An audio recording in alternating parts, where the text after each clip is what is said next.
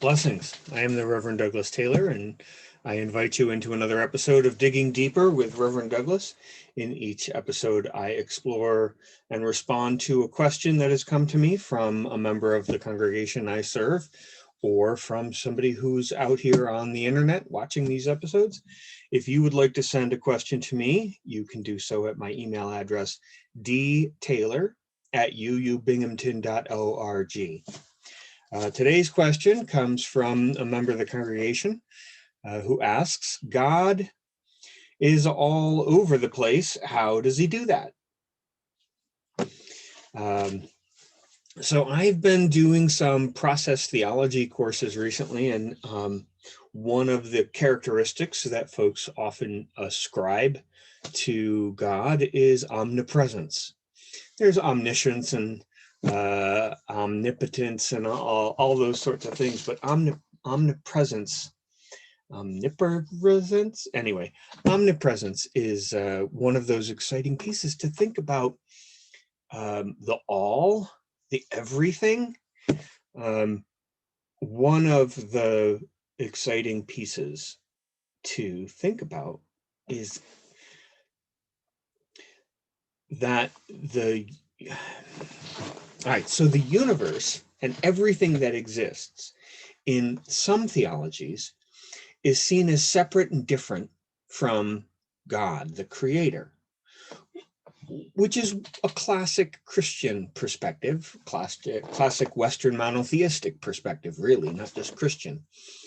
And there are some contemporary perspectives that say that's not the best representation. Another version might be to think of it as a Venn diagram, where you have a realm that is the universe and everything that exists, and there's another circle that is God or the holy, and how much do they overlap is sort of what that question is.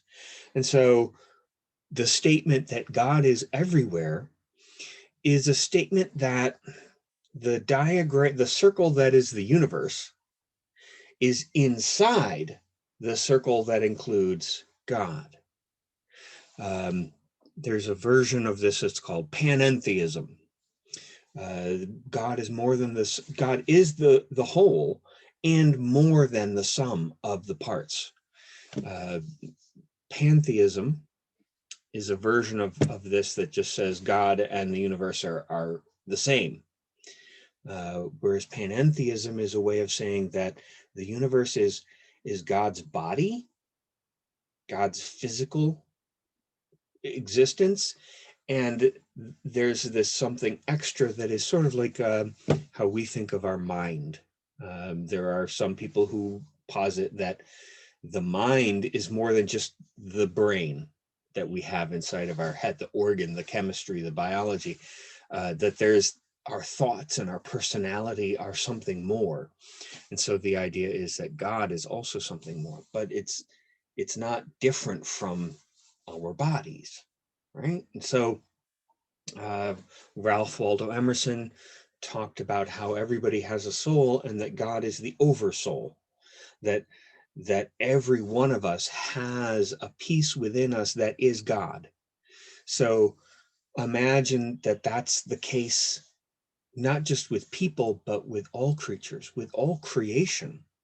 And so a lot of Native American spirituality tends to talk about brother sun and sister river and on all of the elements of what is as part of the family, as part of what has spirit. And so if spirit is in everything, then God is everywhere. I have, as a Unitarian Universalist, many Unitarians say that the Trinity, Father, Son, and Holy Spirit, the argument tends to focus around Jesus, but I would say I'm not a first person Unitarian either. I'm a third person Unitarian. I believe in the Spirit that moves through us, that is everywhere, in which we live, move, and have our being. This has been Digging Deeper with Reverend Douglas. Blessings.